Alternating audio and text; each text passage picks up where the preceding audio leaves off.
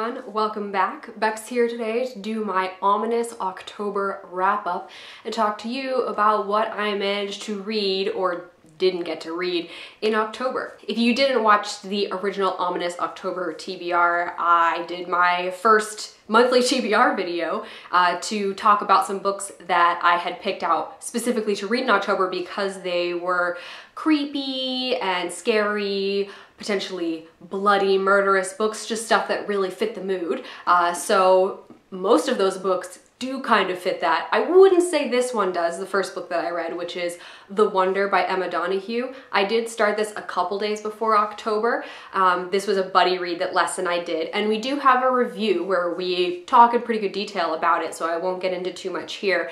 But this actually surprised me with how well it fit in with that fall vibe. This follows a nurse who was trained under Florence Nightingale in 1850s Ireland who goes to look after a girl who has apparently not eaten for the last 4 months. So the nurse goes to figure out if this is really actually happening or if there's some sort of trick being played on everyone.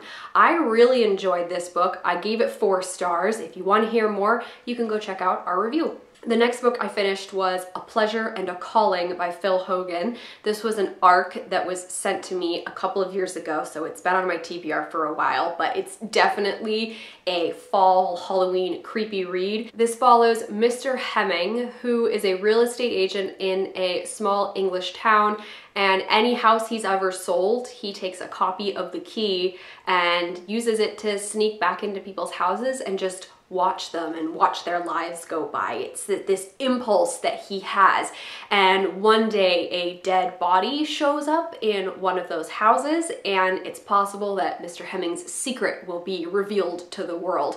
You read this book from the perspective of Mr. Hemming, and although I have not read You by Carolyn Kepnes, I imagine that it's the same or very similar vibe to what this felt like, because you're reading from the point of view of the character that is not so great, kind of evil, though evil's a bit of a strong word in this case.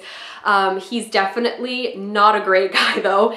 There's some things that happen that you definitely wouldn't do that yourself, but there are some times where you actually felt sympathetic for him, which makes for a really good reading experience. I definitely wanted to keep reading this book. I was intrigued to find out where the story was going to end up, to see if he was actually going to get away with it or not, and the sort of in-betweens of some of the characters that were introduced, they were cool, but you definitely spend the most time with Mr. Hemming, and he is the most fleshed out of all of the characters. I ended up giving this 3 stars. Definitely an enjoyable, fun read, but nothing groundbreaking for me. The third book that I finished was The Accident Season by Moira Fowley-Doyle. This is another book that's been on my bookshelf for a while, but I was specifically saving it for October because the book takes place in October. For this family that Cara, who's our main character, is a part of, the accident season, or October, as we all call it, the accident season for them is a time where everyone in their family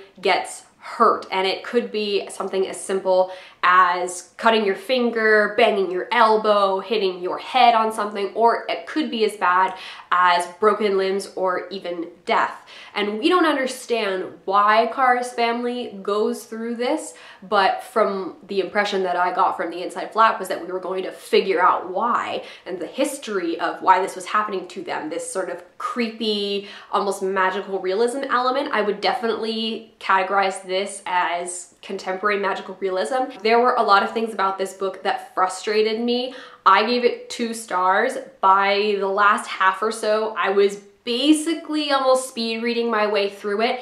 This gets so flowery sometimes that it felt repetitive. Every time that the flowery language was used to describe what a character was feeling or to describe the atmosphere, it just felt so repetitive, and I didn't really care for my main character. She felt like a pretty typical YA heroine where they are very bland in their own way, and though they're a good person, they don't have anything particularly interesting about them that you can remember, whereas all of the other people around them are more memorable because it's told from that character's perspective. So of course they're talking about all these people in their lives, and so you get to know them really well, but the main character for me, I was just kind of like, eh. There were some cool, creepy elements that I was enjoying at the beginning, but I felt like we didn't really get any answers. I felt really disappointed. It definitely felt more and more repetitive, and in the end, not a ton actually happens. Certain characters develop relationships with other characters or get closer to other characters, and like, okay, that's something happening, but in terms of the actual plot of like exciting intriguingness, it petered out, and I was really disappointed in this. I mean, I'm glad I've got it off my shelves, and it was a very easy read, but man, at the end, I just wanted to get it done with. There is one other book that I'm going to talk about a bit more, but I first wanted to mention two other books that I did have on my TBR that I did not get to. The first is Pretty Girls by Karen Slaughter and Lair of Dreams by Libba Bray. I wasn't expecting to get to either of these, so it's no surprise, but I did have them there just in case I managed to get my way through 4 books. The other book that I didn't finish, I'm more than halfway through, but I did not finish, was Rebecca by Daphne du Maurier.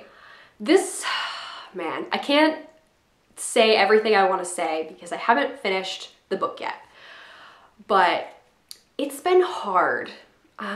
This book was written in the 1930s, or at least it was published in the 1930s, so there are certain elements of the writing that definitely fit that style. And there are funny parts. Like, some of these characters are great. I enjoy what du Maurier's written about them, and I enjoy certain aspects of the plot, but I am also like incredibly bored at the same time. There's a lot of high society stuff going on that I don't care about as much. There's that sort of creepy intriguiness that is still there, and that's pretty much the only part that I care about. Our nameless main character, I kind of hate her. She's the kind of person that, okay, I know not everyone's like me. I'm not gonna constantly read characters that would make decisions that I make. That would be boring.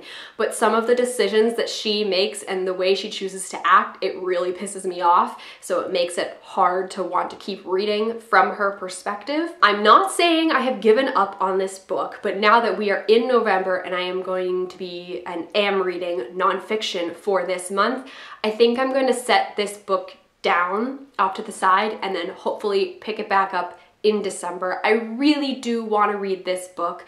I have heard that, there's some sort of twist towards the end that people get really excited about, but right now it's been a bit of a struggle, guys. It hasn't been great, and I'm really sad about the fact that it hasn't been great. Sorry to end on kind of a sad note, but that's the way my October went. As mentioned, I am reading nonfiction for November, so you can check out my Nonfiction November TBR if you want to see what I will be reading. Feel free to let me know what you read in October, or if you have any comments on any of the books that I finished or am currently in the middle of and trying to finish. Certainly leave those down below in the comment section if you have anything to say. As always, all of our links are down in the doobly-doo. You can go check those out if you feel so inclined. Thank you guys very much for watching, and I'll see you later.